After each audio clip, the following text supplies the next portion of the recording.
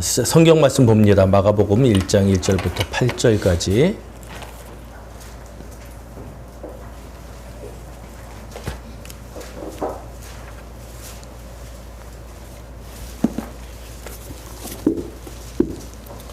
마가복음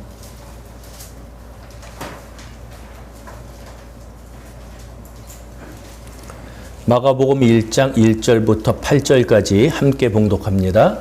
하나님의 아들 예수 그리스도의 복음의 시작이라. 선지자 이사야의 글에 보라 내가 내 사자를 내 앞에 보내노니 그가 내 길을 준비하리라.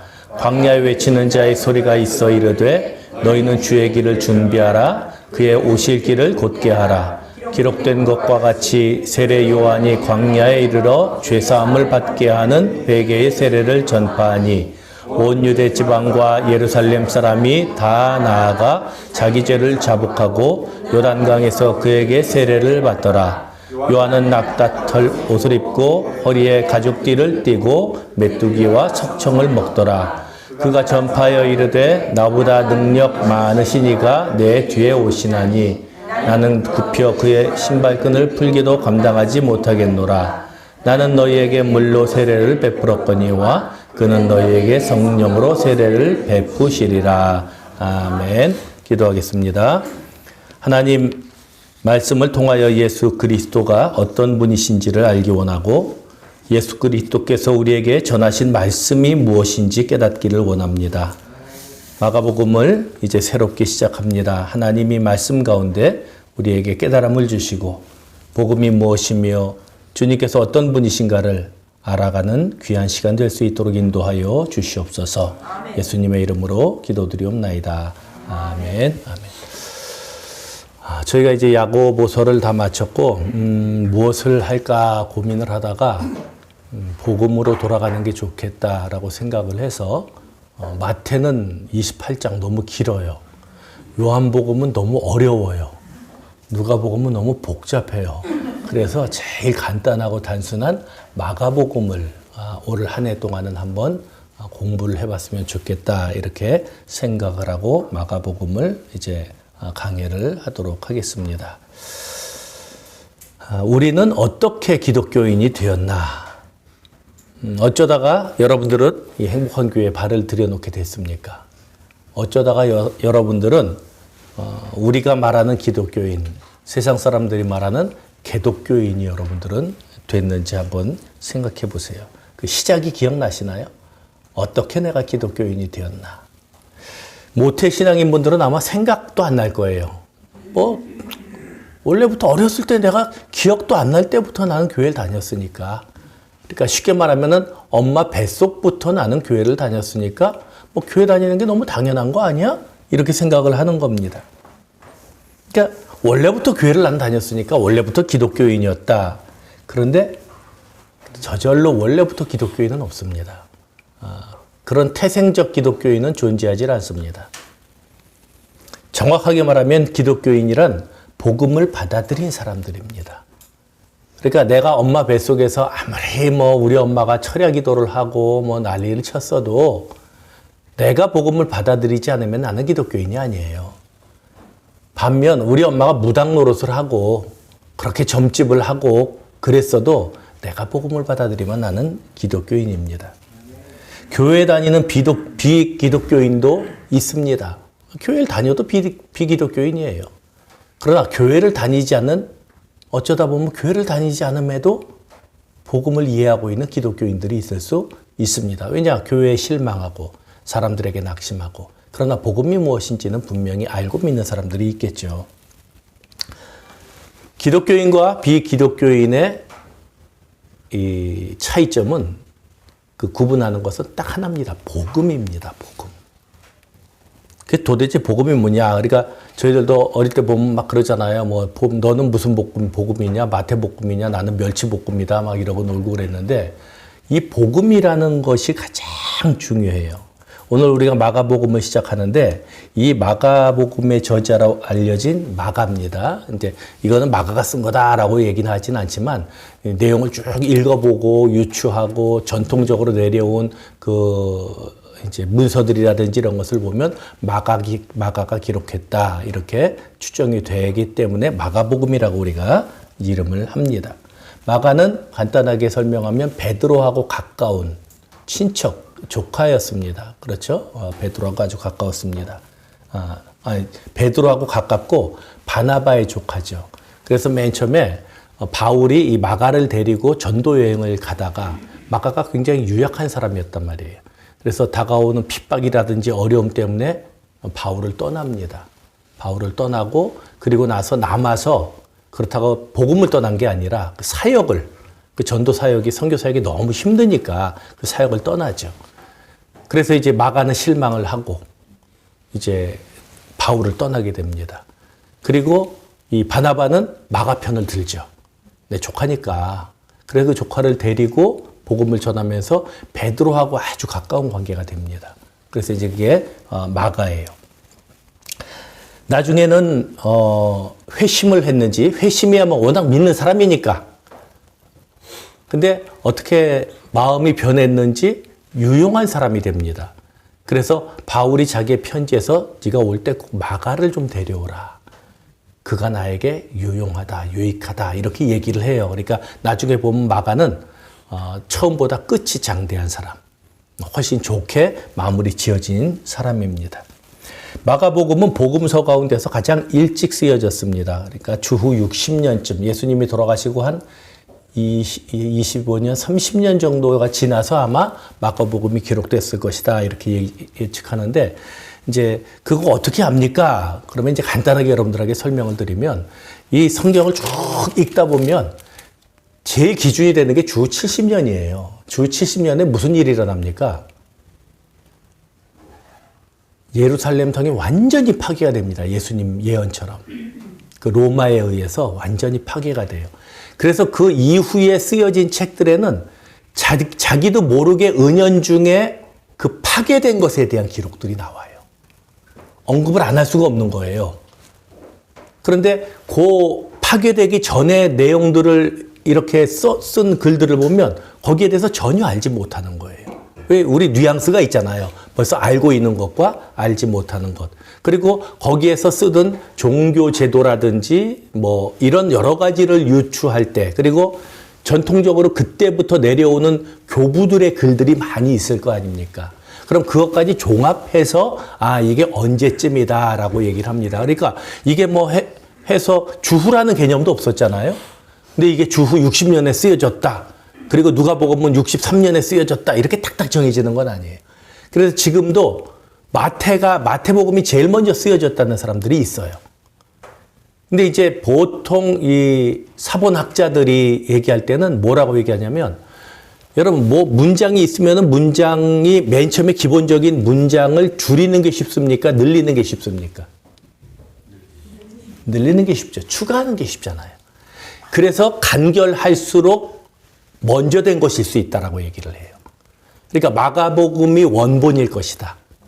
그리고 그 다음에 여기에서 이제 유추해서 나온 것들, 그러니까 마가복음을 참고로 해서 자기가 또 겪었거나 들었던 것들을 더 첨가해서 적은 것들이 누가복음과 그 다음에 요한복음과 그 다음에 마태복음 같은 것들이 이제 될 수 있다. 이렇게 얘기하는 사람들이 있고 또 정반대로 아니다. 이렇게 많이 쓰여진 것을 필요 없는 걸 빼고 마가복음에서 이렇게 말하는 사람이 소수 있는데 그건 소수고 아마 마가복음이 제일 먼저 기록됐을 것이다. 이렇게 얘기를 합니다. 그리고 나서 거기에서 또 이렇게 됐을 거다. 그리고 이제 혹시라도 여러분들이 신학서적이나 뭐 비슷한 걸 읽다 보면 안 읽으시겠지만 혹시라도 읽다 보면 Q 문서라고 나옵니다. 근데 Q 문서는 뭐냐 하면은 그냥 가상의 문서예요. 마태, 마가, 누가, 요한, 그러니까 이 요한은 좀 빼요. 왜냐하면 마태, 마가, 누가를 무슨 복음이라 그러죠? 공관복음. 같은 관점으로 봤다. 그건 뭐예요? 예수를 사람으로 봤다. 하나님이자 사람으로만 봤다. 그러니까 사람으로 보는 관점이 큰 거예요. 그래서 공관복음이라고 얘기하고 요한복음은 제4복음서라고 얘기를 합니다. 그러니까 요한복음은 좀 시각이 달라요. 그래서 예수가 하나님인 것을 믿지 못하는 사람들은 요한복음을 많이 읽으면 돼요. 그 요한은 예수가 하나님의 아들이라는 걸 입증하기 위해서 그 글을 썼거든. 그래서 계속 그 얘기를 해요. 그런데 이 공관복음서는 그게 아니라 예수께서 사람의 아들, 인자로 이 땅에 오셔서, 여러분 성경에 보면 인자가, 이 인자는 인자하심이 아니에요. 그러니까 한자 성경 보면 이제 전혀 다르겠죠. 인자는 사람의 아들이라는 뜻입니다. 그래서 이 인자로서의 예수를 본 게 이제 공관복음서입니다. 근데 이 추문서라는 건 뭐냐면 이 마태, 마가, 누가, 요한 모두가 공통적으로 참고한 무엇인가가 있었을 것이다라고 추측을 하는 거예요. 근데 지금 이제 현대 비평가들은 대체적으로 그 추문서의 존재를 기정사실화합니다. 추문서가 뭐가 있었다. 그래서 마가도 그것을 참고로 해서 했을 것이고. 근데 그건 이제 추측이에요. 왜냐? 추문서는 그럼 또 뭘 받겠어? 뭔가 또 있겠죠. 그러니까 이거는 이제 가상의 어떤 문서, 추문서라는 게 있다라고 이제 얘기를 합니다. 마가복음은 가장 먼저 쓰여졌다는 것이 정설입니다. 그래서 거의 그럴 확률이 많습니다. 그래서 마가복음은 크게 세 부분으로 나눠지는데 1절부터 13절까지는 서론입니다. 그리고 14절부터 8장 26절까지가 예수님의 공적 사역에 대해서 쭉 기록을 해요. 그래서 마가복음은 흔히 얘기할 때 일하시는 예수에 대해서 얘기합니다. 일하시는 예수. 제가 예전에 말씀드렸잖아요. 이 복음서를 표현을 할 때 마태복음은 왕의 복음이다. 마가복음은 송아지의 복음이다. 그리고 누가복음은 사람의 복음이다. 요한복음은 독수리의 복음이다. 이렇게 말씀을 드린 거 기억이 안 나실 거예요.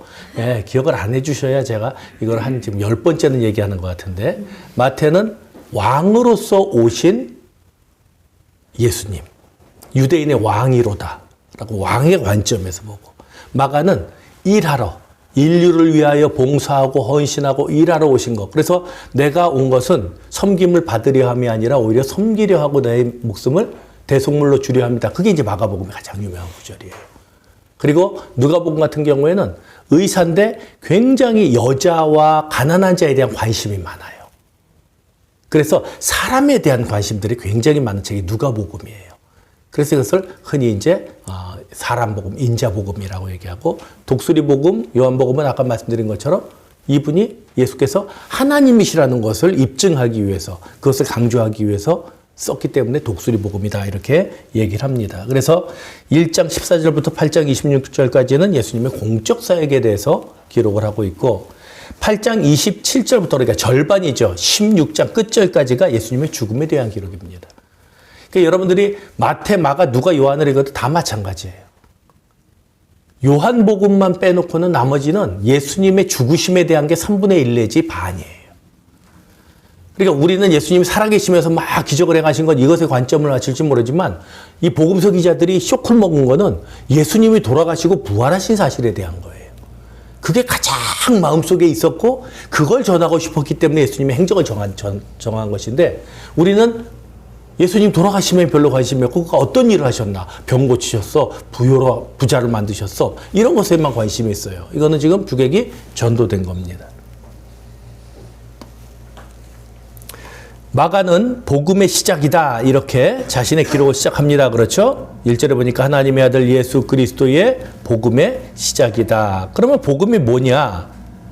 복음은 뭐예요? 한자 그대로 보면 기쁜 소식, 복된 소식, 유앙겔리온이라고 우리가 뭐 많이 들어봤을 거예요. 그렇죠? 유앙겔리온, 복음, 기쁜 소식, 복된 소식. 그러니까 그 당시에 이 유앙겔리온은 황제가 즉위했다, 혹은 큰 전쟁에서, 외국과의 전쟁에서 승리했다, 뭐 그리고 황제가 후계자를 세운다라고 얘기해 공을 이제 그 방을 붙이잖아요. 방을 붙이고 다니면서 사람들이 이러이러한 일이 있어라고 얘기하는 걸 유앙겔리온이라고 얘기했어요. 그게 복음이에요. 한 나라에 큰 경사가 일어나는 것. 그러니까 지금 여기에서 마가가 말할 때의 이 복음이라는 건 뭐예요? 인류에게 어마어마한 기쁜 소식이 왔다. 하나님이 후계자를 세우셨다. 하나님의 아들이 이 땅에 왕으로 오셨다. 그것이 복음의 시작입니다. 그래서 복음은 예수에 관한 것이죠.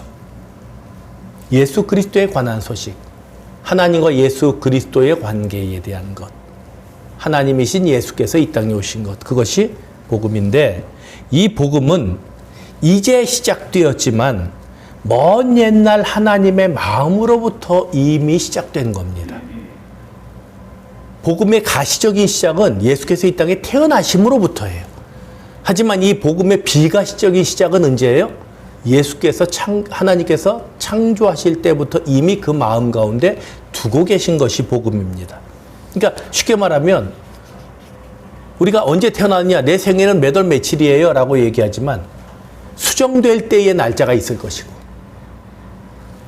또 부모들이 우리가 아이를 가져야지 라고 계획할 때에 또 그것이 있을 거예요. 그렇잖아요. 결혼하면서 우리는 아이를 가져야지 라고 얘기할 때. 그러면 내 생일 태어난 것도 참 중요하지만 또 어떻게 근본적으로 보면은 수정된 것도 중요하지 않아요?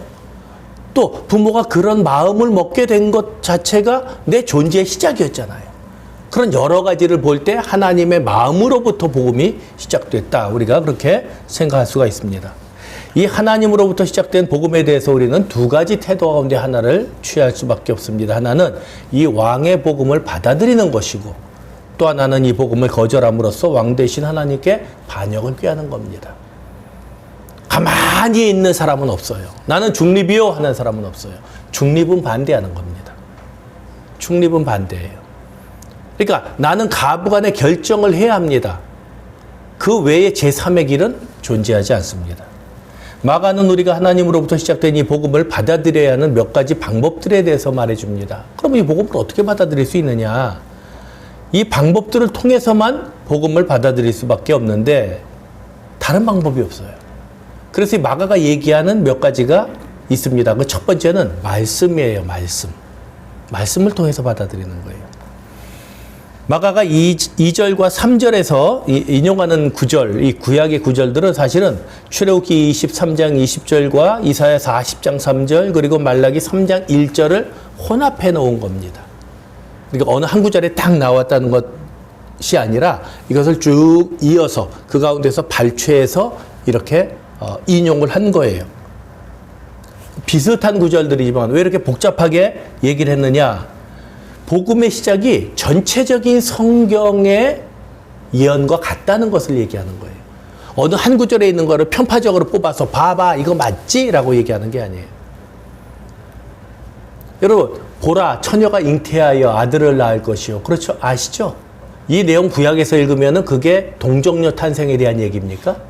읽어보신 분들은 아실 거예요. 전혀 아닙니다. 그래서 선지자가 그냥 가르쳐 준 거예요. 여자가 아이를 낳을 거야. 근데 그 여자라는 것은 알마라는 거는 그거는 동정녀를 뜻하는 게 아니에요. 그냥 여자예요. 그걸 예언으로 보여준 거예요. 왕에게. 여자가 잉태해서 아들을 낳을 것인데 라고 얘기했는데 그것을 신약에서 인용할 때는 보라 처녀가라고 얘기해서 동정녀라는 단어로 바꿔버린단 말이에요. 그럼 그걸 보고 나서 사람들이 이거는 여기에 있는 게 인용이 가짜네 라고 얘기하면 안 된다는 겁니다. 왜냐? 성경 전체의 흐름을 봐야 되니까. 성경 전체의 흐름을 볼 때에 그 정도의 뉘앙스가 되는구나 라고 얘기할 수가 있는 거예요. 그러니까 1대1로 구약과 신약이 똑같은 게 아닙니다. 거기서 의미를 뽑아내는 거예요. 왜냐? 구약에 있는 사람들이 동정녀 탄생을 상상이나 했겠어요? 못했겠어요? 못하죠. 그건 못하는 거예요. 그러니까 처녀라고 얘기할 수밖에 없는 거예요. 그리고 그것이 앞으로 1000년이 지나고 1500년이 지난 다음에 하나님께서 아들을 동정녀에게서 탄생시키셔서 이건 이해할 수가 없는 거예요. 얘기해도 이해 못해요. 자기네들이 말하면서도 몰라. 그러니까 그런 개념이 아니에요. 구약에부터 그러면 하나님이 태초에 천지를 창조하시니라 딱 하고 그 다음에 하나님이신 아들 예수를 이 땅에 보내시니라 두 번째. 그 아들이 인류를 위해서 죽으니라 세 번째. 그리고 부활하시니라 그리고 재림해서 다 죽여버리니라. 그러면 5절로 성경 끝나야지. 성경 5절로 끝나지 이렇게 복잡하게 뭐 있냔 말이에요. 그래서 여러 가지 성경을 이렇게 인용한 것은 봐라 성경 전체에 구약 성경 전체에 이 사실에 대한 이 복음에 대한 것들이 이렇게 녹아있다 하는 것을 입증하는 겁니다. 예수님의 제자들은 맹목적인 사람들이 아니에요. 굉장히 이성적이고 굉장히 비판적인 사람들입니다. 그래서 예수를 따르면서도 끊임없이 예수를 의심했어요. 그 사람들이 예수 쫓아다니면서 예수가 이 세상에 오실 구원자니까 인류의 대속자니까 이제는 예수님만 따라다니면 모든 게 걱정이었고 택도 없어요. 다 간 보던 사람들이에요. 여러분들만큼이나. 저와 여러분들도 어때요? 야, 예수 믿어서 이제 나한테 도움이 되는 게 뭐가 있나? 아, 진짜 기도 응답이 되나? 아, 이거 좀 돈 좀 되나? 심지어는 큰 교회는 돈 돼서 교회 다녀요. 그 옆에서 장사하니까. 그럼 그 사람들이 매일 모이거든. 그 교회에서. 큰 교회는 계속 돌아가니까. 그럼 옆에서 식당 하나만 해도, 커피숍 하나만 해도요, 그거로도 먹고 살아요. 그런 계산까지도 하고 예수를 믿는 거예요. 순수하게 예수를 믿는다? 없습니다. 제자들도 똑같습니다. 그들은 예수님을 따르면서도 끊임없이 의심했고 자기들만의 생각을 포기하지 않았어요. 누가는 이 누가복음 1장 2절에서 예수님에 대한 모든 일들을 이렇게 얘기하죠. 그 모든 일의 근원부터 자세히 미루어서 살핀 내가 이제 쓴다 그렇게 얘기를 해요. 그게 누가복음의 9절이에요. 근원부터 내가 샅샅이 봤다. 왜? 의사거든요. 의사면은 이 당시에 그래도 과학적인 지식이 그나마 있는 사람이에요. 근원부터 살피는 거예요. 병의 근원을 살피듯이. 그래서 내가 이걸 썼다라고 쓴 게 누가복음이에요. 근데 그 누가복음에서 자기가 부정할 수 없는 일들을 기록하는 거예요. 예수께서 부활하셨다. 말도 안 되죠. 이거 아무도 안 믿을 걸 알아. 근데 쓸 수밖에 없는 거예요. 왜? 근원부터 자기들 살펴봤거든. 우리는 너무 쉽게 사도들을 특별한 사람들로 생각합니다. 원래부터 믿음이 좋은 사람들, 복음에 대한 확신이 가득 찼던 사람들로 생각하기 쉽습니다. 하지만 어느 누구도 쉽게 믿지 않았고 쉽게 믿을 수도 없었어요. 도마는 예수님을 의심했고 베드로는 예수님을 부인했고 바울은 예수님을 핍박했습니다. 멀쩡한 사람이 하나도 없어요. 그럼에도 불구하고 복음을 받아들이게 된 이유는 뭐냐? 가장 충격적인 사건은 부활입니다. 부활이 이 사람들을 싹 바꿔놓은 거예요. 그 외에는 다른 설명이 없어요. 그러니까 이 부활에 대한 논쟁이라든지 막 이렇게 뭐 800페이지짜리 어떤 데 1000페이지짜리 이런 것들이 있어요. 책들이. 읽어보면 다 거기서 논증하는 게 이거예요. 이렇게 달라질 수가 없다, 사람들이. 왜? 이들이 어떻게 죽어갔는지는 역사적인 사실로 남아있거든요. 근데 왜 이렇게 됐느냐라고 얘기하면 답을 내는 사람이 없는 거야. 미쳤나, 단체로? 이건 방법이 없는 거예요. 그건 하나밖에 없다, 결국은. 이 사람들은 정말 부활을 봤다. 그러니까 이러지. 어떻게 집단으로 미치냐? 이게 말이 안 된다. 더군다나 그 사람들의 행적을 조사하니까 의심도 많고 이랬던 사람들인데 명예욕도 많고 탐욕스럽고 이 사람들이 어떻게 이렇게 변하냐? 그거는 뭔가 본 거다.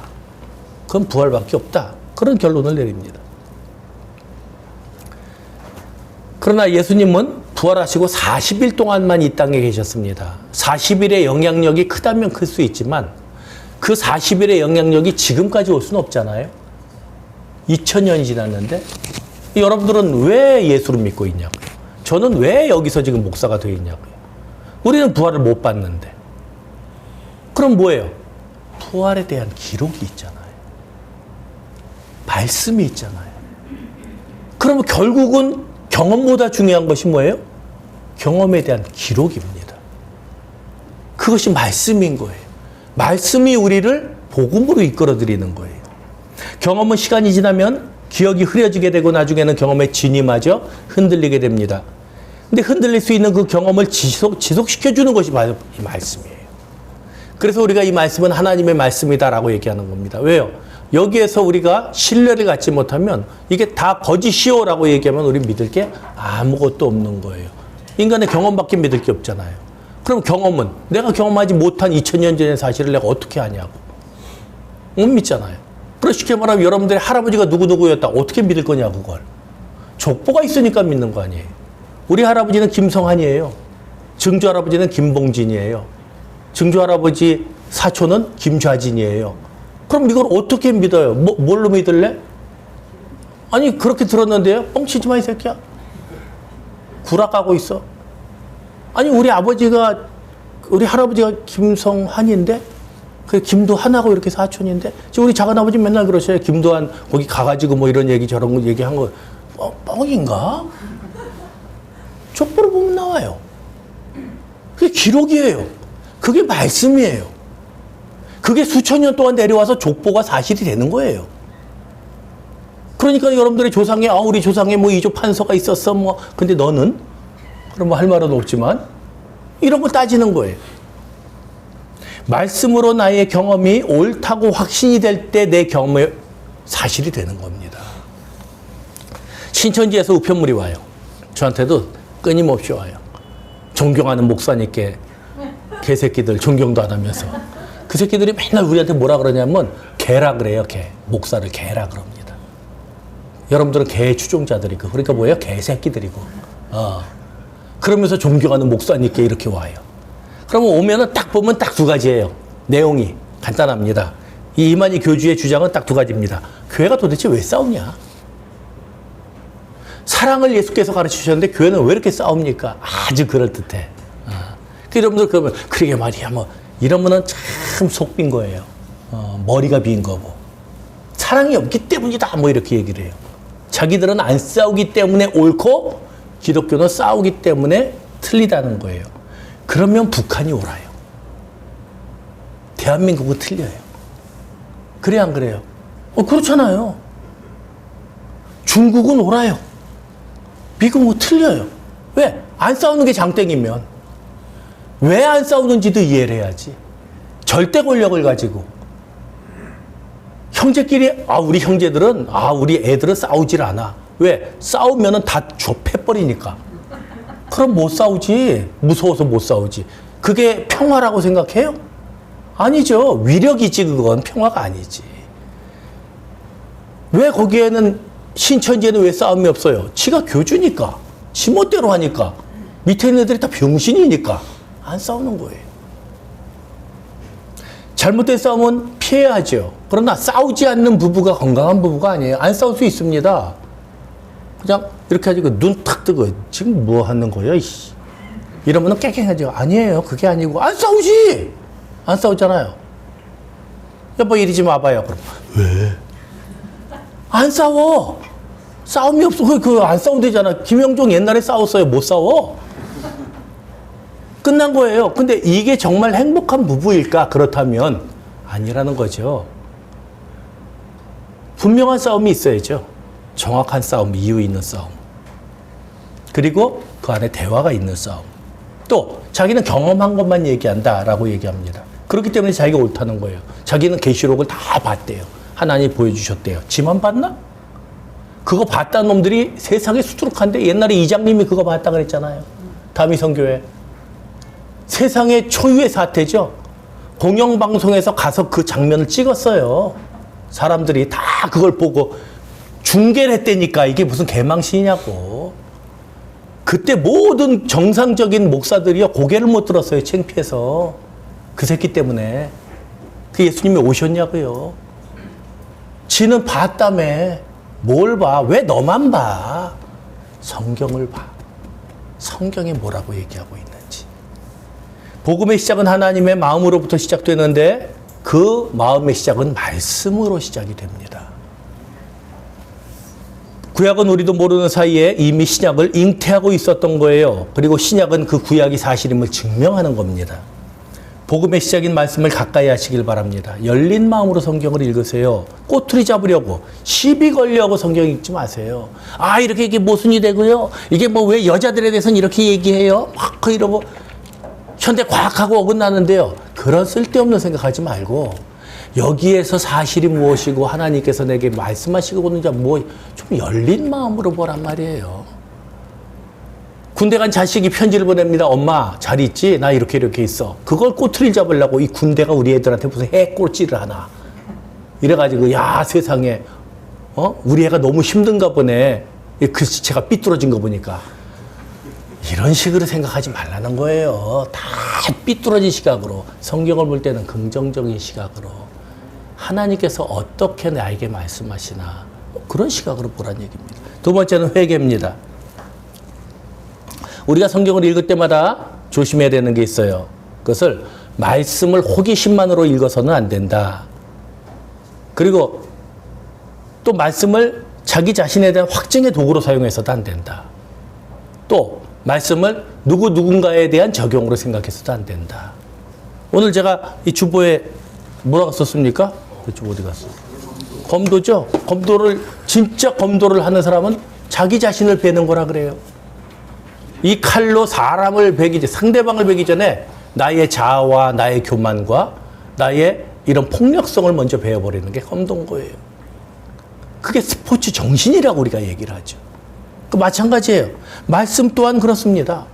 나한테 먼저 보는 거예요. 세례 요한이 외칩니다. 이 마가는 세례 요한의 등장을 강력하게 표현하는데 광야에서 외치는 자였고 주의 길을 예비하는 자였고 4절에 보면은 회개의 세례를 전파합니다. 세례의 본질이 뭔지 정확하게 보여주는데 세례는 뭐예요? 회개다. 회개가 동반되지 않는 세례는 가짜다. 아무리 세례를 물로 받고 불로 받고 다 받아도 회개가 없으면 소용이 없다. 그래서 저는 세례 안 주는 거예요. 왜? 내가 회개를 해야 되는데. 근데 회개하라 그러면 그래요. 아, 그래, 내가 잘못했지. 남편한테 잘못하고 애들한테 잘못. 그런 회개가 아니에요. 방향성에 대한 회개입니다. 이 성경은 두 가지 기능을 하는데 하나는 거울의 기능이고 또 하나는 등대의 기능입니다. 거울은 당연히 자신을 돌아보는 기능이에요.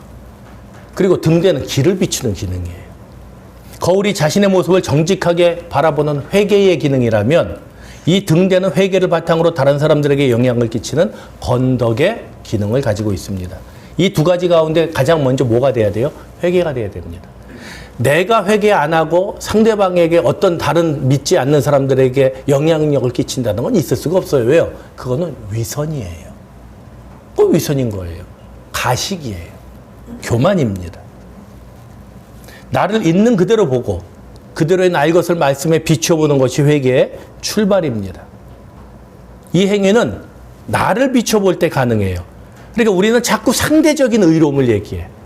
죄 그러면은 누구보다는 내가 낫다는 생각을 자꾸 한다고.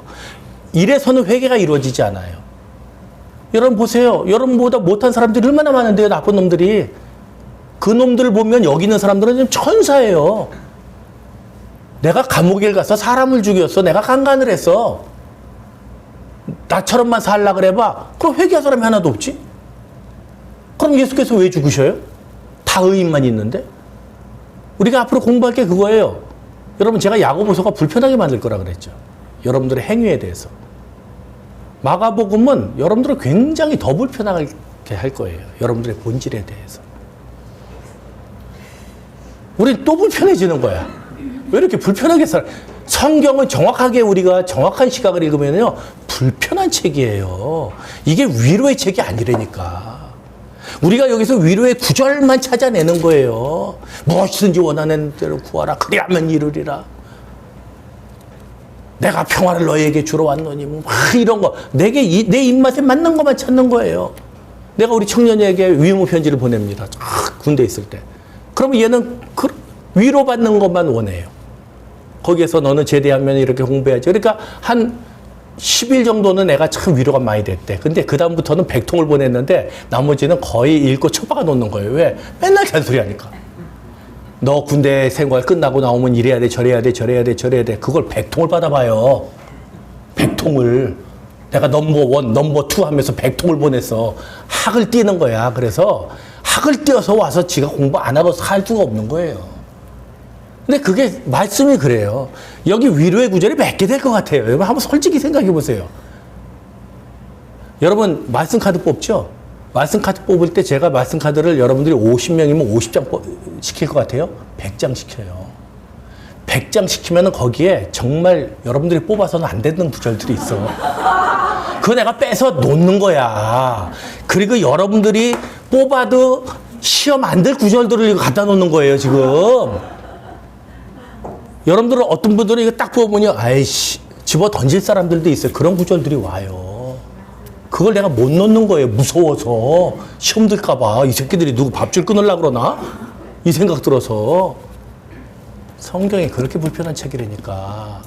그 불편함을 한번 감수해 보시라고요. 마가복음을 통해서. 그리고 진지하게 고민해 보자고요. 우리가 믿는 예수에 대해서. 내가 믿는 복음에 대해서. 내가 진짜 예수 믿는 사람이야? 하는 걸 정말 고민해 보자고. 그리고 마가복음이 딱 끝날 때 아니야. 난 더 이상 못 믿어. 그럼 교회 나가세요. 아, 차라리 그게 깨끗하지 않아? 아니 그리고도 그래도 고민이 된다. 그러면 있어도 돼. 뭐 가부간에 꼭 결정을 내리라는 건 아니야. 또 그래가지고 뭐 가라 그랬지? 뭐 이래가지고 그러지 말고 또 그렇게 얘기하면 꼭 그렇게 받아들이는 사람이 있다. 옛날에 청년 보고 나가 이 새끼야! 집 나가!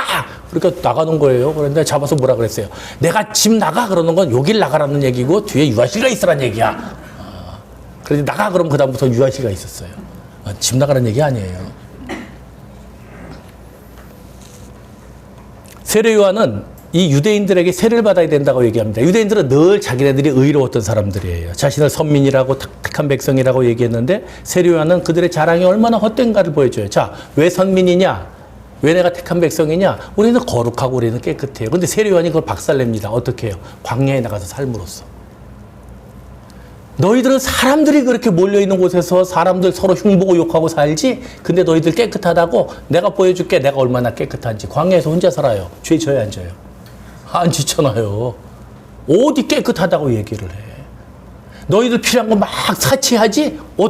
나중에 천국 가려면 500번씩 껴입고 들어가야 되잖아요. 에? 그리고 앞에 산더미처럼 남은 음식 다 먹어야지 들어가거든. 그게 좁은 문이야. 좁은 문이 괜히 있는 게 아니에요. 끼어서 못 들어가. 그래서 좁은 문이야. 어떡할 거냐고, 그거. 그 당시에는 안 그랬겠냐고, 똑같이. 세례 요한은 가죽 털옷 하나 입고 사는 거예요. 그럼 또 그런다 또 누구는 못 피잖아요. 이런. 메뚜기하고 석쳐 먹었다 그러니까 자연식이네. 그렇게 살고 싶냐고. 광야로 나가야 되는 거예요. 광야로 나가는 사람만이 세례를 받을 수 있어요. 진정한 회개는 어디에서 이루어지느냐? 광야에서 이루어지는 거예요. 왕궁에서는 무슨 짓을 해도 광야의 삶을 이해하지 못해요. 여러분들이 가지고 있는 그 기호의 사치를 끊지 않고는 여러분들에게 만족은 없어요. 감사라는 건 없다고. 너무 쓰고 있다고. 우리는 너무 사치하고 있다고. 회개란 방향성의 회복입니다. 내가 가고자 하는 곳에 가려고 조금 더 돌아가는 게 아니에요. 내가 저쪽으로 가려고 했는데, 내가 회개해야지. 조금 천천히 가더라도 좀 돌아가야겠다. 그게 아니에요. 내가 저쪽으로 가려고 했는데, 회개란 돌이켜서 반대쪽으로 가는 거예요. 여기에는 세상의 끝이 있고, 여기는 예수가 있거든. 이쪽으로 가면은 죽음이에요. 멸망이에요. 그 길을 돌아간다 한들 뭐가 달라지냐고요. 늦게 간다 한들 뭐가 달라지냐고요. 그 길이 죽음의 길인 걸 알고 돌이켜서 생명의 길로 가는 걸 회개라 그러는 거예요. 내가 이거 잘못했어. 이제 욕하지 말아야지. 이제 화내지 말아야지. 요 정도가 회개가 아니라니까. 방향성을 바꾸는 거예요. 내 삶의 마지막 표대가 뭐냐예요. 바울이 보여줬잖아요. 자기가 가던 길을 돌이켜서 모든 걸 다 집어던지고 내가 배설물과 같이 여긴다. 그리고 나는 예수를 향하여 나간다. 내 표대는 저기 있다. 그래 나간 게 바울이잖아요. 그게 회개인 거예요. 왕궁을 벗어나야 돼요. 그리고 광야로 나가야 돼요. 쓰는 걸 줄여야지. 아니요. 궁핍해져야 돼요. 그 정도까지 우리가 광야로 나갈 수 있어야 회개가 가능해요. 그럼 나머지는 어떻게 해요? 교회에다 내면 되지. 왜 고민을 해? 남는 걸. 쓰지 말란 얘기가 아니에요. 어저께도 우리가 아들들하고 한 2시간 토론을 한 게 소비의 사회라는 책 가지고 이제 막 토론을 했어요. 도대체 얘가 얘기하고자 하는 게 뭐냐? 간단해요. 지독한 사치예요. 지독한 사치. 여러분 냉장고가 있잖아요. 냉장고가 기능적인 냉장고가 있죠. 냉장고는 원래 기능이에요. 그렇죠? 그냥 상하지 말라고 음식 넣는 거예요. 근데 이제 이거는 기능이 아니에요. 냉장고 선전하면서 여기는 이제 냉동이 잘 되고요. 여기는 뭐 이렇게 광고해요? 광고할 때 어떻게 돼요? 거기다 괜히 손 딱 얹고 이러고 있어. 뭐 어쩌라고? 행복해요. 이렇게 하는 거예요. 냉장고 광고 아니야. 이미지 광고예요. 그리고 딱 보여줘요. 손 탁 대고 예뻐 보이잖아. 700만 원짜리 냉장고 우리나라 LG에 있습니다. 7, 800만 원. 냉장고 전체 문이 판넬이 LCD예요. 500가지 색깔로 바뀌어요. 왜 바꿔? 미친 거 아니야? 기능은 상관없다니까. 사요 안 사요 사람들이? 삽니다. 그 결론이 그거예요. 왜 사느냐? 밑에서 쫓아오는 사람들을 누르기 위해서. 넌 못 사지? 난 사. 그래 안 그래요? 명품이 어디에 나오는 거예요? 명품이 왜 나와요? 여러분 지금 명품이라 그러는 것들이 그게 명품이에요? 진짜 명품은 가방 하나에 500, 1000이 아니라 1억짜리가 있다 그러면 살까요, 안 살까요? 돈 있는 사람 사겠어요, 안 사겠어요? 사죠. 왜 사요? 누르려고. 마이바흐를 왜 사요? 너는 못하니까. 웬만한 재벌들은 타는데 진짜 재벌만 타는 거야. 왜? 이건 몇 대 안 팔아. 이건 뭐예요? 기능이 아니에요. 누르는 거예요. 기호예요. 여러분들 그러고 살고 있잖아요, 지금. 여러분 그래요, 안 그래요? 그러잖아요. 밑에 있는 사람들은 왜 소비를 해요? 쫓아가려고. 그 사람들을 쫓아가려고. 너 구찌 샀어? 나도 샀어. 물론 너는 1000만 원짜리고 나는 500만 원짜리지만 그래도 똑같이 구찌 아니야? 한 구찌? 두 구찌? 구찌잖아, 구찌. 그거 쫓아가려고 소비하는 거야. 이렇게 소비가 기호가 돼서 자본주의가 돌아가는 거예요. 미쳤죠? 미쳤어요. 여러분 가만히 생각해서 여러분들 다 미쳤어요. 나하고 여러분들은 지금. 이거 예수님이 와서 보시면은요. 천벌을 내릴 일들이에요.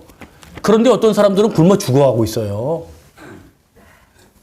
먹을 게 없어서 죽고 있다니까. 이 사회를 우리가 살고 있다니까. 이게 제정신이냐고 지금.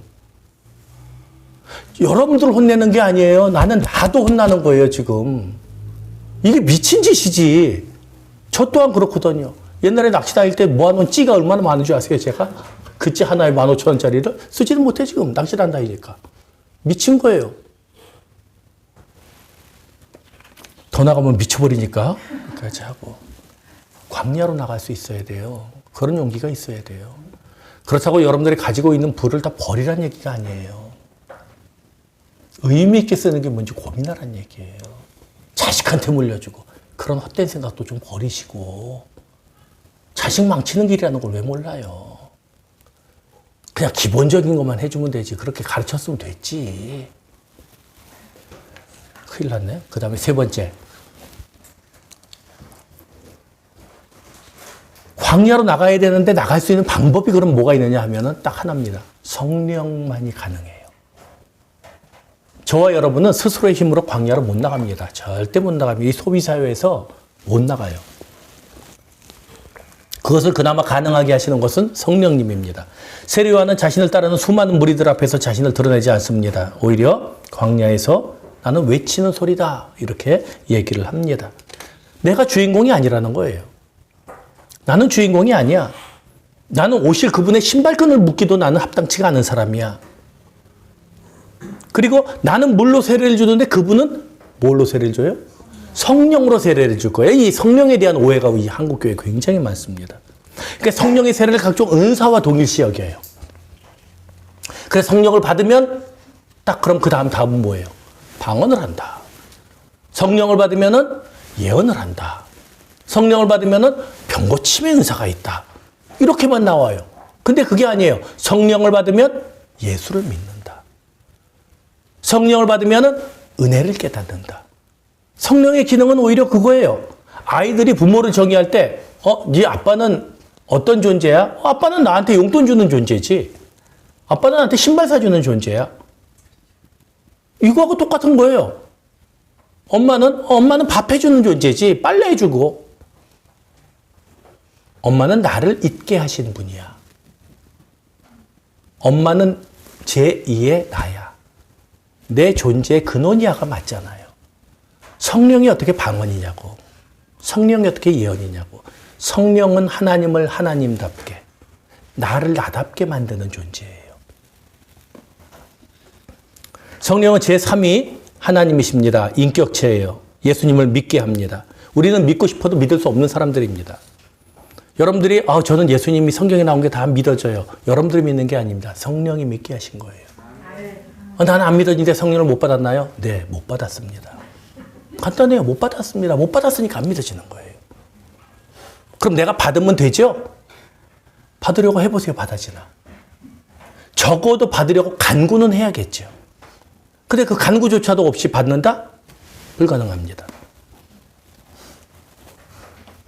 예수님을 나의 구주로 고백한다면 내가 고백하는 것이 아니라 내 안에 성령께서 고백해 하시는 거예요. 그걸 인정하는 사람들은 낮아질 수밖에 없습니다.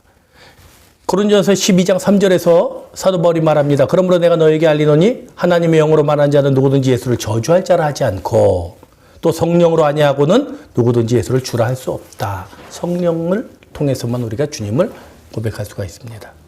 자, 빌립보서 3장 3절에서는 성령으로 봉사하라 이렇게 나와요.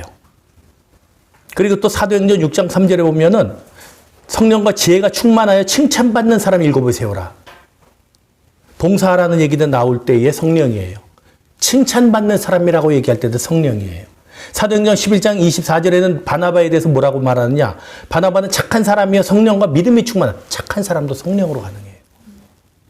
사도행전 13장 52절에는 제자들은 기쁨과 성령이 충만해. 기쁜 것도 성령으로 가능해요. 그러니까 성령은 어떤 기능이 아니라 존재의 가치를 바꾸는 역할을 해요. 뭐 하나 줬다가 뺐었다. 방언했다. 이게 아니에요. 봉사하고 기쁘게 살고 즐겁고 행복하고 헌신하고 감사하고 이게 성령이 하는 일이에요. 성령은 우리의 방향성과 관계되는 겁니다. 우리 삶의 태도와 관계되는 거예요. 기뻐하는 사람, 착한 사람, 칭찬받는 사람 이런 사람이 다 성령 충만한 사람은 아니에요. 그러나 성령 충만한 사람이라면 착한 삶, 기뻐하는 삶, 칭찬받는 삶을 사는 겁니다. 그게 성령이 하시는 일이에요. 어떻게 가능하냐? 성령을 그럼 어떻게 받아요? 은혜를 인정하는 거예요. 받은 은혜를 인정하는 거예요. 입만 열면 불평하는 그 불평을 걷어내는 거예요. 저주받은 입술을 이제 그만 닥치는 거예요. 입만 열면 불평하고 입만 열면 원망하고 나는 이렇다. 이제 좀 그만하는 거예요. 그리고 하나님께서 내게 이런 일을 베풀어 주셨고 내게 이런 은혜를 주셨고 하는 감사의 제목들을 찾는 거예요. 거기서부터 시작이 돼요. 성령 안에 잠겨야 돼. 나는 성령을 받는 게 아니라 성령 충만이란 성령 안에 잠기는 거예요. 제가 퀴즈 하나 낼게요. 여기 이만큼 항아리가 큰 게 있어요. 물이 꽉 차 있어요. 여기에 항아리가 요만한 게 있어요. 밑이 깨졌어요. 여기에 있는 큰 항아리 물을 여기에다가 다 부어서 요 깨진 항아리를 꽉 채워야 돼요. 어떻게 채울 수 있어요? 딱 머리가 돌아가야 돼요. 어떻게 채울 수 있어요? 넣으면 돼요. 이걸 모르는 사람들은 끊임없이 여기다 부으려고 그래요. 아무리 부어도 안 채워져요. 이게 기능적인 성령이에요. 성령을 기능으로 이해하면 그래요. 예언을 받으면 뭐예요? 방언을 하면 뭐예요? 밑이 빠졌는데. 안 되는 거예요.